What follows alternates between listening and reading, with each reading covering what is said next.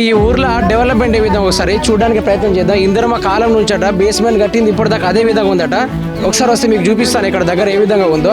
మరి గత బీఆర్ఎస్ ప్రభుత్వము 10 సంవత్సరాలు పరిపాలించినప్పటికీ ఇప్పటిదాకా ఈ ఊరు చూడండి, గుడిసెలు చూడండి ఏ విధంగా ఉందో.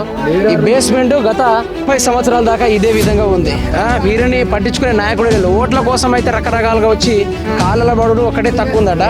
ఆ విధంగా వాళ్ళు పట్టించుకోకుండా వారికైతే నానా అవస్థలు పెడుతున్నారు. మరి గవర్నమెంట్ దీనికి దిగొచ్చి వీరికి ఏదైనా డబుల్ బెడ్రూమ్ శాంక్షన్ కానీ లేకుంటే వీరికి భూమి లేదట, పూర్తి స్థాయిలో భూమి లేని వారికి భూమిలు ఇస్తా అని చెప్పిన ఈ ప్రభుత్వం మరి మాట తప్పినందుకు ప్రజలు వీరికి తగిన సమాధానం చెప్పారు కరెక్టే, కానీ భూమి లేని వారికి పూర్తి స్థాయిలో భూమి ఇవ్వాల్సిందిగా నా ఛానల్ తరపున అయితే పూర్తి స్థాయిగా కోరుతున్నాను.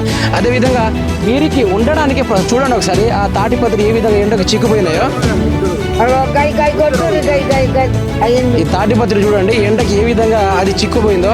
ఒకసారి వర్షం పడితే వాళ్ళకి నానా ఇబ్బందులు పడుతూ ఉంటుంది. ఇటు నుంచి సైడ్కి ఎటువంటి విష సర్పాలు వచ్చినా కూడా కాటేస్తే ప్రాణాలు పోయే పరిస్థితి.